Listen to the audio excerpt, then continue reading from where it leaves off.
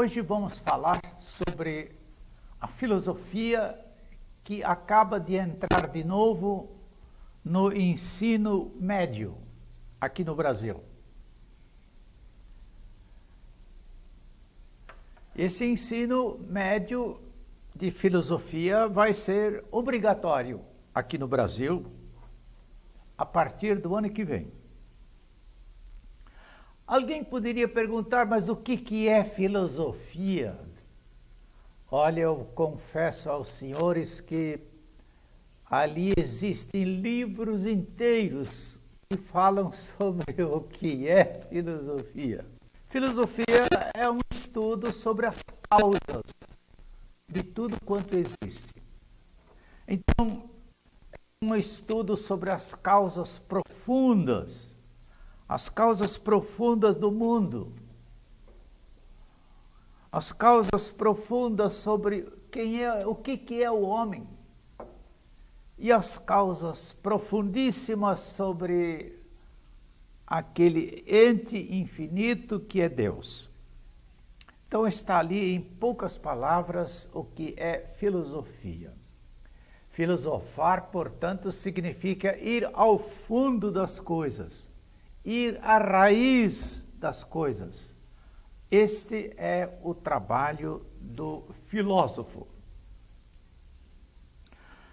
Mas se eu estou dizendo que a filosofia vai entrar de novo no curso de grau médio, então ele já tinha existido. Realmente, a filosofia existiu no curso de grau médio. Mas a Revolução Brasileira, a ditadura militar brasileira, que começou em 1964, e aí quando chegou 1971, os militares acabaram com a filosofia na escola, a filosofia dentro da escola de grau médio. Então, nós estamos aí diante de um fato nacional. Foi o regime militar que tirou a disciplina da filosofia de dentro da nossa educação, do nosso curso de grau médio. Mas por que o regime militar foi tirar a filosofia da nossa escola de grau médio? Por quê? Eu vou experimentar a explicação. É porque a ditadura tem medo de filosofia. Como?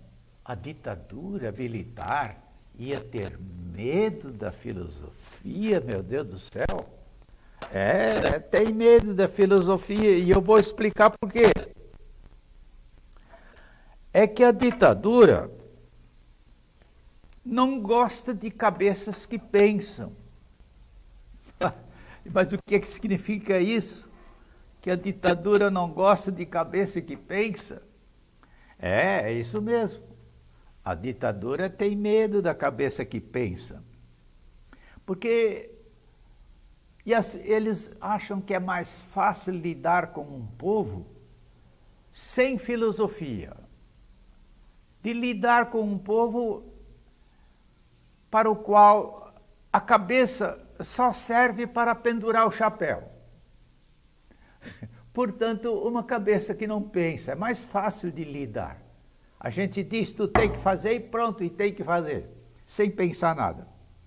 Eles gostam de cabeças que são meio parecidas assim com aquela vaquinha do presépio. Você já viram que tem vaquinha no presépio que está sempre inclinando a cabeça? É só mexer no boizinho, ele está inclinando a cabeça. Assim a ditadura gosta de cabeças vazias, que não tem nada, que não entendem nada, mas que logo inclinam a cabeça para qualquer coisa que se lhes diga ou exija.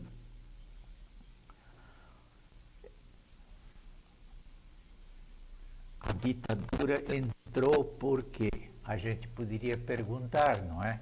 Por que é que a ditadura entrou no Brasil em 1964? É que havia um grande perigo de entrar o comunismo no Brasil. E o comunismo iria acabar com a Igreja Católica e iria acabar com as propriedades, aquelas propriedades imensas que existem no Brasil, os latifúndios. Então, estavam tremendo duas associações. A Associação Católica, porque ia perder a sua religião, porque o comunismo é ateu, não quer saber de religião. E também os ricos que têm essas propriedades que não acabam mais, esses latifúndios, esses magnos latifúndios, também tinham medo. Por quê? Porque o comunismo ia acabar com a propriedade particular. Ele não queria e você ia perder a sua terra, a sua longa extensão de propriedade. Por isso, tanto os proprietários iriam unir-se com os católicos para enfrentar o comunismo e não deixar entrar o comunismo aqui dentro. De maneira que eles se uniram, tanto os católicos como os militares e todos aqueles fazendeiros deste nosso Brasil. E vocês bem podem imaginar que a grande chefia dos militares, todos eles, ou quase todos, são filhinhos destes grandes proprietários brasileiros. De maneira que o exército, os grandes proprietários, todo o povo católico cristão, eles se uniram para combater este comunismo.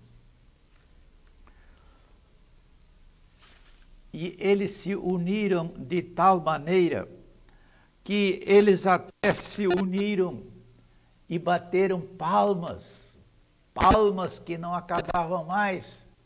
Vocês devem se lembrar ainda, principalmente os mais idosos, que em 1964, lá em Belo Horizonte, se uniram aquelas senhoras distintas, todas, e foram para a rua, e de terço na mão, foram rezando bem alto pelas ruas afora, para que Deus protegesse o Brasil contra o comunismo, que iria acabar com a nossa religião cristã, iria acabar principalmente, isto era muito importante também, ia acabar com os proprietários, esses latifúndios enormes, em que uma pessoa tinha propriedades maiores do que hoje um município inteiro. Eles não queriam perder de jeito nenhum essa grande riqueza, essa riqueza rural. Então, todos eles apoiaram bastante essa procissão Antigamente eles iriam dizer daquelas devotas, daquelas beatas, mas eu garanto que ninguém, nem mesmo os militares e nem mesmo os proprietários grandes foram chamar aquelas senhoras de beatas. Não, elas agora eram a salvadora da pátria. Né? Aí foi esse o grande barulho que deu. De maneira que nós estamos falando aqui sobre a entrada da filosofia novamente em nossas escolas de grau médio. A filosofia é muito importante para a formação completa de um cidadão. A filosofia nos abre os olhos para a realidade. A filosofia nos ajuda a pensar, nos ajuda a ir ao fundo das coisas. Não fica só escutando o que a ditadura fala. Não, ela vai ao fundo das coisas, começa a pensar com a própria cabeça, e é ali que tem essa grande vantagem de termos novamente no Brasil o ensino da filosofia no grau médio. Eu só espero que esta filosofia que eles vão ensinar novamente no nosso curso de grau médio, que essa filosofia seja uma filosofia, como é que eu vou dizer? Uma filosofia autêntica, legítima, séria.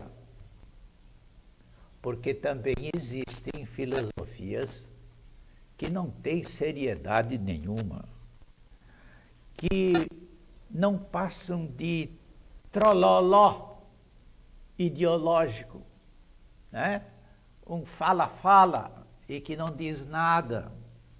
Então eu faço votos que este ensino médio, que vai entrar no Brasil novamente, que esse ensino médio tenha uma filosofia autêntica e não, como eu já disse, uma filosofia trololó, ideológica, que querendo impor ao povo, através da filosofia, uma filosofia interesseira, uma filosofia que interessa aos grandes, uma filosofia que interessa a todos aqueles proprietários, e não uma filosofia que realmente seja uma luz na orientação do nosso querido povo brasileiro.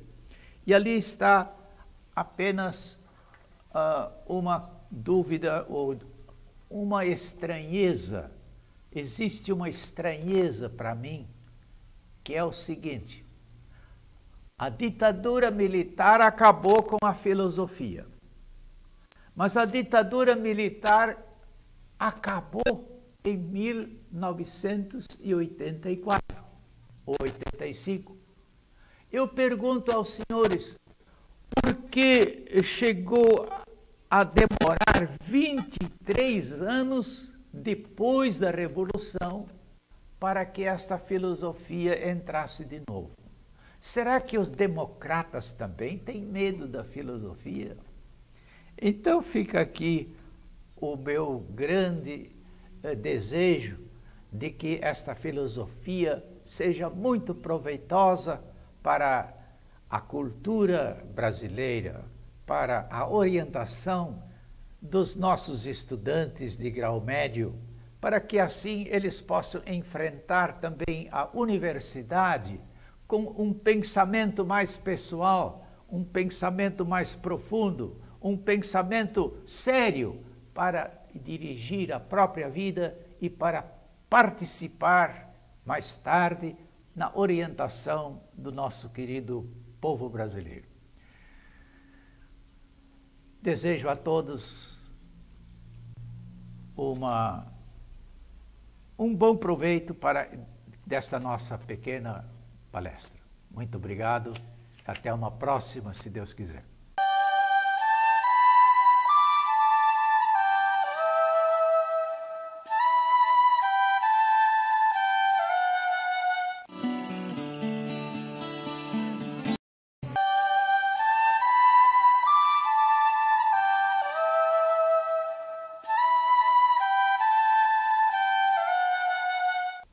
Nós hoje vamos falar sobre essas duas fotos aqui. A primeira foto é a foto de São Paulo.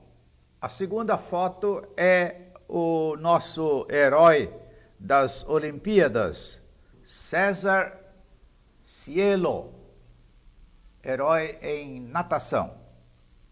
Pois bem, O meu título de palestra hoje é São Paulo, Apóstolo e os Jogos Olímpicos. Eu vou fazer aqui uma comparação. No dia 29 de junho, nós celebramos a festa dos apóstolos São Pedro e São Paulo.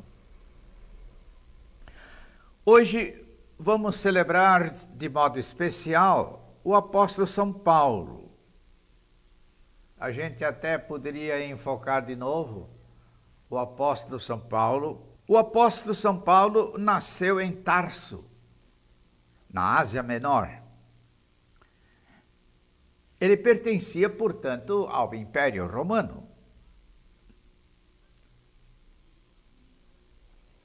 São Paulo era, portanto, um cidadão romano, porque ele nasceu no Império Romano.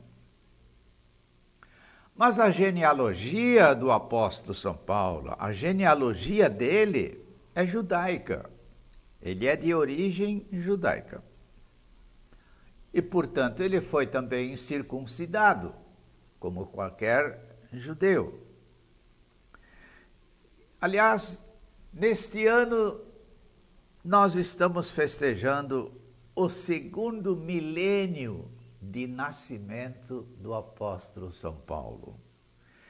E o Papa Bento XVI está muito atarefado neste sentido, de que na igreja toda se celebre muito essa data do segundo milênio da vida do apóstolo São Paulo.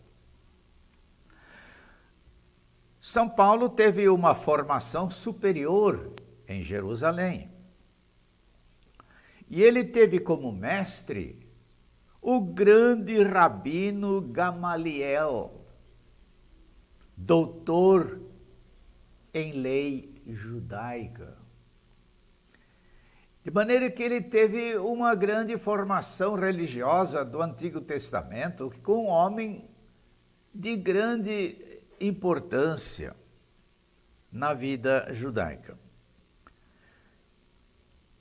De maneira que ele também, o apóstolo São Paulo, também era doutor em lei judaica. Isto é, ele era um rabino, um homem de grande cultura. E Saulo, era assim o seu primeiro nome, e Saulo tomou muito a sério a sua religião judaica.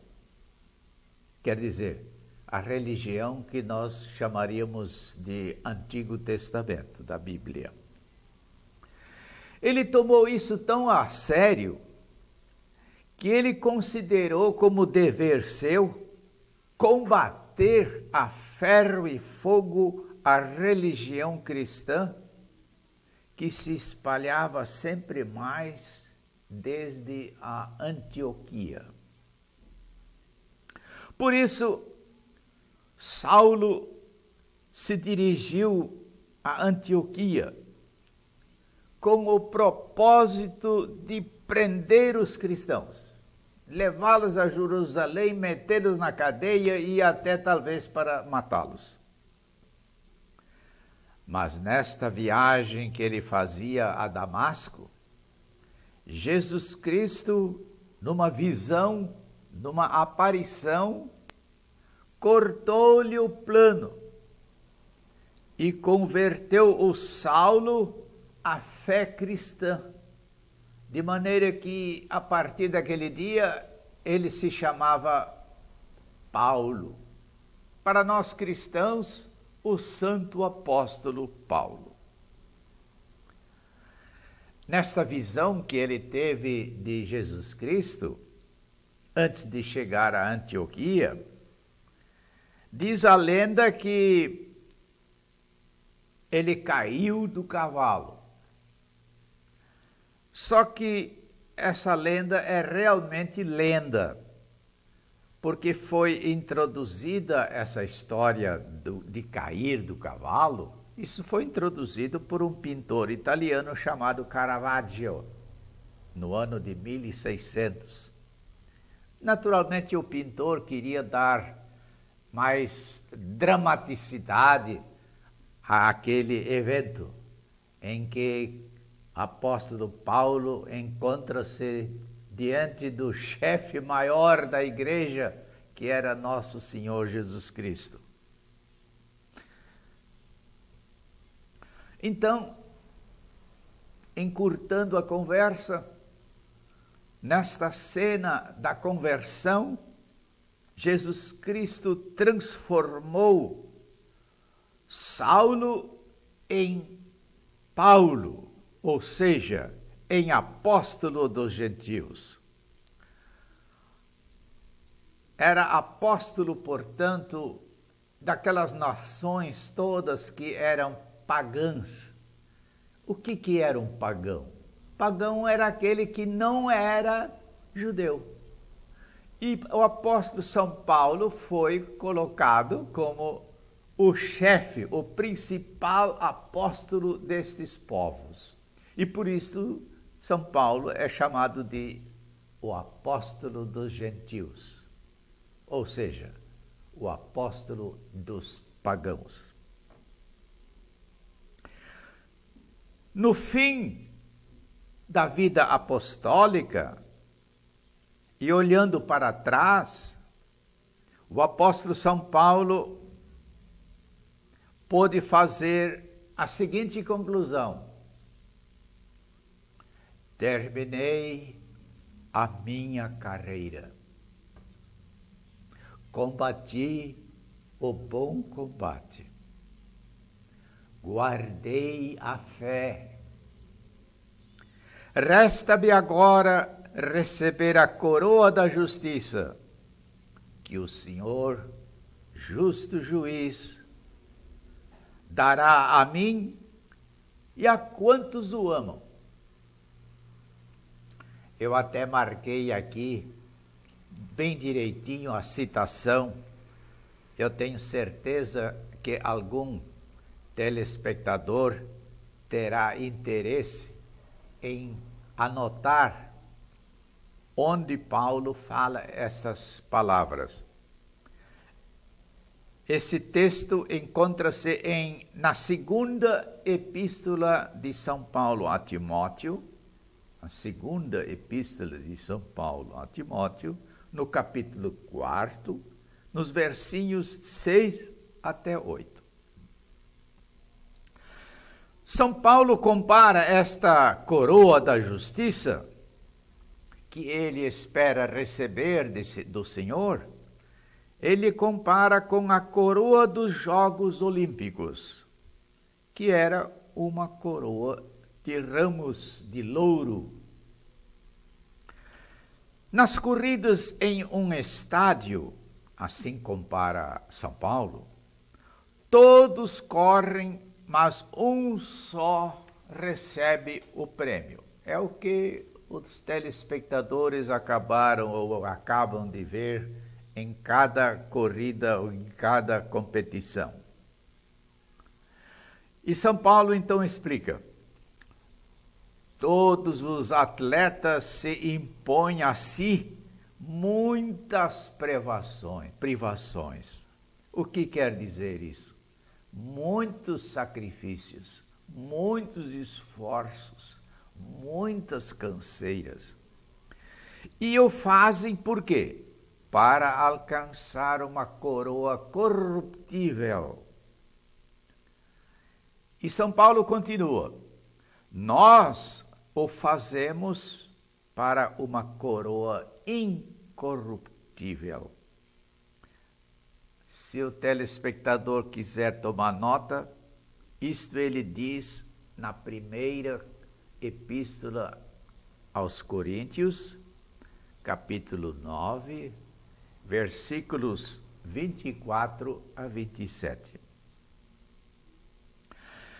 Verdade é, vou comentar verdade é que hoje a coroa olímpica foi substituída por medalha de ouro, que não é corruptível, mas que também não dá para levar para o céu, não é? Apesar de não ser uma coroa de louro, mas de ouro não dá para levar para o céu. Apesar disso, o brasileiro César Célio, e eu gostaria que o amigo focasse de novo o grande atleta brasileiro. Ele bem que mereceu os calorosos aplausos que prorromperam pelo Brasil e pelo mundo pela sua medalha de ouro em natação. Medalha que ficará entre seus familiares ou em algum museu nacional. No entanto, para o céu só vão as medalhas espirituais.